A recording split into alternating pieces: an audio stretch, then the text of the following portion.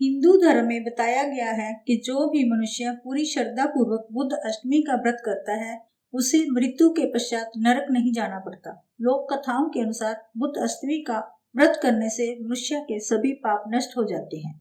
हमारे शास्त्रों में अष्टमी तिथि को बहुत ही महत्वपूर्ण बताया गया है। जिस बुधवार के दिन अष्टमी तिथि पड़ती है उसे बुद्ध अष्टमी कहा जाता है। बुद्ध अष्टमी के दिन सभी लोग विधिवत बुद्ध देव और सूर्य देव की पूजा अर्चना करते हैं। मान्यताओं के अनुसार जिन लोगों की कुंडली में बुध कमजोर होता है उनके लिए बुद्ध अष्टमी का व्रत बहुत ही फलदायी होता है। बुद्ध अष्टमी का व्रत करने से धन धान्य पुत्र और ऐश्वर्य की प्राप्ति होती है। जो मनुष्य पूरे विधि विधान से बुद्ध अष्टमी का व्रत करता है उसके 7 जन्मों के पाप नष्ट हो जाते हैं। बुद्ध अष्टमी का व्रत करने से मनुष्य धरती पर सभी सुखों को भोग कर मृत्यु के पश्चात स्वर्ग को प्राप्त होता है। भविष्य पुराण की एक कथा के अनुसार इल नाम के राजा रहा करते थे। एक बार वह हिरण का पीछा करते हुए उस वन में जा पहुंचे जहां भगवान शिव और पार्वती जी भ्रमण कर रहे थे। उस समय शिव जी का आदेश था कि वन में पुरुष प्रवेश करते ही स्त्री में बदल जाएगा। इसलिए जैसे राजा इल ने वन में प्रवेश किया वह स्त्री बन गई। इल के उत्तम स्वरूप को देख बुद्ध देव उन पर मोहित हो गए और उनसे विवाह कर लिया। जिस दिन इल और बुद्ध का विवाह हुआ उस दिन अष्टमी तिथि थी। तभी से बुद्ध अष्टमी का पर्व मनाया जाने लगा। बुद्ध अष्टमी व्रत की कथा।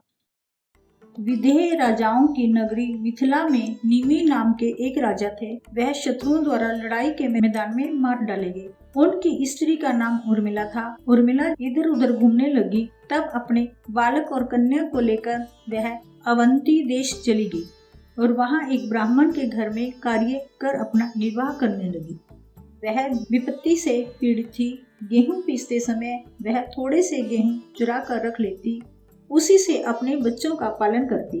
कुछ समय बाद उर्मिला का निधन हो गया। उर्मिला का पुत्र बड़ा हो गया। वह अवंती से मिथिला आया और पिता के राज्य को पुनः प्राप्त कर शासन करने लगा। उसकी बहन श्यामला विवाह योग्य हो गई थी। वह अत्यंत रूपवती थी। अवंती देश के राजा धर्मराज ने उसके उत्तम रूप की चर्चा सुनकर उसे अपनी रानी बना लिया।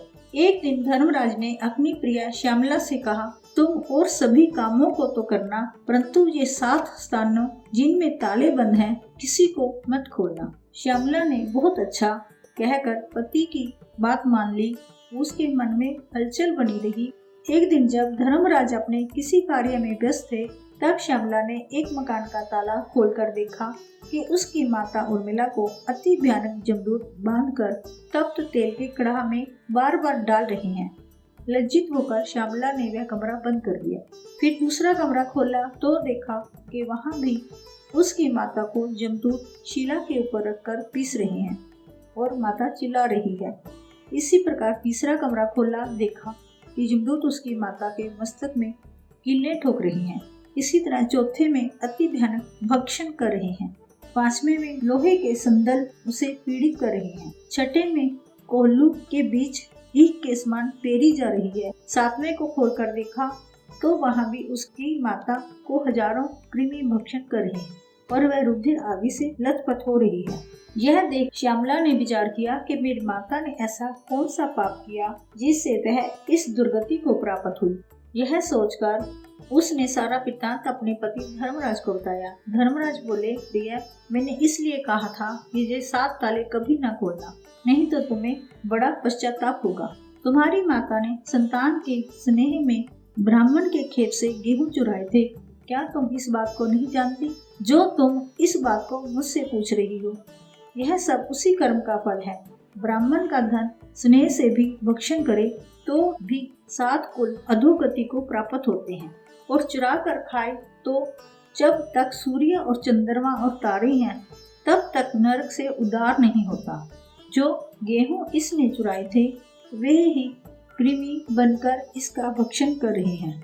श्यामला ने कहा, महाराज, मेरी माता ने जो कुछ भी पहले किया वह सब मैं जानती हूँ, फिर भी अब आप कोई ऐसा उपाय बतलाएं जिससे मेरी माता का नरक से उद्धार हो जाए।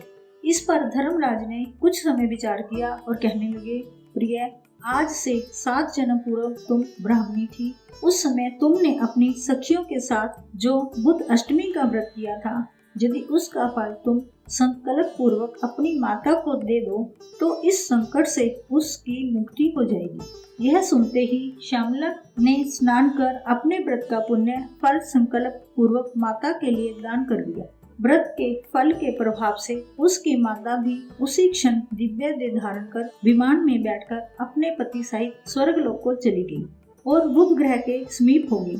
यह व्रत अपनी संतान को अपनी माता के लिए रखना चाहिए। इस व्रत को रखने से धन, धान्य, पुत्र, पौत्र, दीर्घ आयु और ऐश्वर्य मिलता है। बुधवार के दिन गाय को हरी घास खिलाने से भी भगवान गणेश प्रसन्न होते हैं और बुध दोष का असर कम होता है। अगर आप बुध दोष से छुटकारा पाना चाहते हैं, बुध अष्टमी के दिन भगवान गणेश को मोदक का प्रसाद चढ़ाएं और सिंदूर अर्पित करें।